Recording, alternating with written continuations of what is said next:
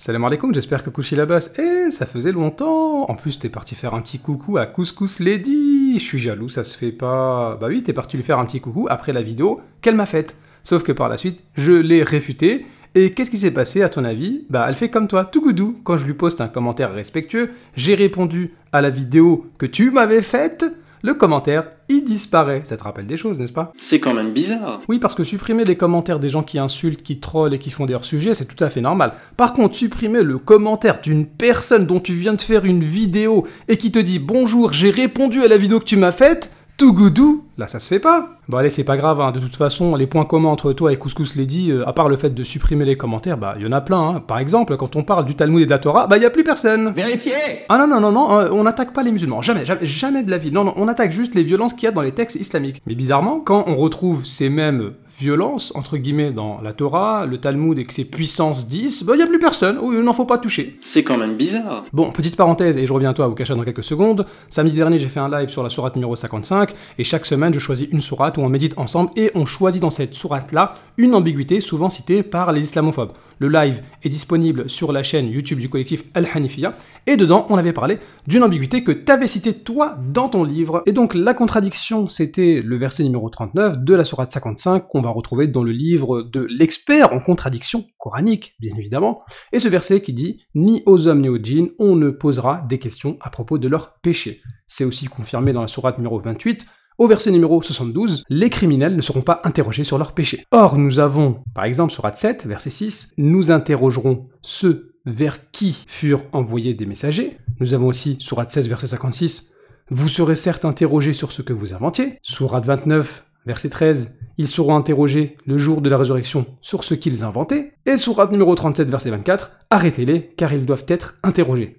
Donc finalement, nous avons sourate 7, sourate 16, sourate 29 et sourate 37 qui nous disent que les gens vont être interrogés le jour dernier. Pourtant, sourate 28 et sourate 55, les gens ne seront pas interrogés le jour dernier, donc contradiction! Voilà le niveau des islamophobes, puisqu'on trouve ça dans le livre d'Oukasha, mais aussi dans plein d'autres sites internet, ça date depuis des années, c'est même dans nos tafassirs l'explication, donc ça fait plus de 1000 ans qu'on a déjà la réponse. Bon, tout d'abord, des questions, il en existe plus qu'une. Hein. Des questions, quand on parle avec quelqu'un, on peut poser plus qu'une question, sinon les QCM, c'est pas trop votre truc. Or ici, on ne parle pas nécessairement du même type de questions. Un certain type de questions sont concernées par sourate 28 et 55, et un autre type de questions sont concernées par sourate 7, 16, 29 et 37. Alors, première preuve, tout d'abord, c'est quoi le mot qui est utilisé ici par rapport au mot péché? Oukasha, t'es capable? Bah non, en arabe, tu peux pas. Le mot qui est utilisé ici, c'est ad-dhanb, le péché. Tiens, bizarrement, c'est exactement le même qui est utilisé dans la sourate 28, ad-dhanb.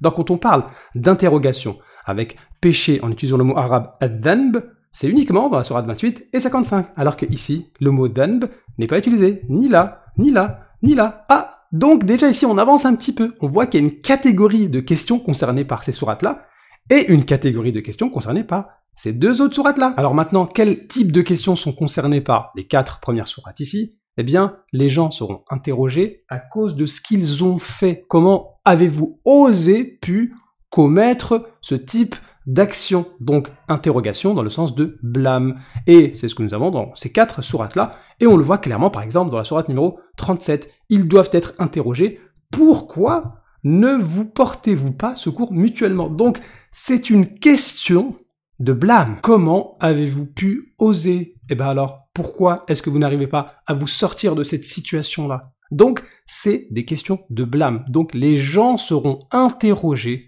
dans ce sens-là. Alors que si on prend sourate 28 et sourate 55, où il n'y aura pas d'interrogation, dans le sens où les gens n'auront pas besoin d'être questionnés, interrogés pour savoir qui a fait quoi, à quelle heure et avec qui. Et la preuve, c'est le verset qui vient après, le verset numéro 41. On reconnaîtra les criminels à leurs traits. Donc pas besoin de poser la question « qui a fait quoi? Est-ce que tu as fait ?» Non, ce sera visible devant tout le monde. Autrement dit, sourate 28 et 55, pas besoin de vous poser la question « avez-vous commis les péchés? Est-ce que c'était vous ?» etc. Pourquoi? Puisque il y aura une marque qui va distinguer les pécheurs des autres. Alors que sourate 37, 29, 16 et 7, on posera la question « pourquoi avez-vous commis les péchés? Comment avez-vous pu oser commettre ces péchés-là » Ça veut donc dire que la réfutation de sa contradiction, elle venait juste après. Voilà. Donc merci de nous avoir permis de méditer sur le Coran. C'est quand même bizarre. Bon, tu sais quoi, je vais te donner un exemple pour mieux comprendre. Prenons cette copie d'examen. Est-ce qu'il y a besoin de se demander à qui appartient cette copie? Regardons si on a des indications. Session, rattrapage, examen, comment effacer ou cacher un commentaire. Donc là, on a une indication forte. Matière, tout sauf le Talmud. Alors, 0 sur 20. Alors là, c'est clair. 0 contradiction, erreur scientifique dans le Coran. Donc, il n'y a pas besoin de poser la question à qui appartient cette copie. Donc, on n'interrogera pas cette personne-là pour savoir si c'est à toi ou pas. On sait c'est à qui. Par contre, on va interroger cette personne. Mais c'est quoi cette copie? C'est quoi ce 0? C'est quoi le sujet que tu traites? Tu fais des hors-sujets. Et pourquoi tu caches les réponses? Donc, vous voyez, en fait, cette personne-là sera interrogée. Mais pas sur est-ce que c'est à toi, mais plutôt comment t'as pu oser donner cette copie. alors, C'est plus clair?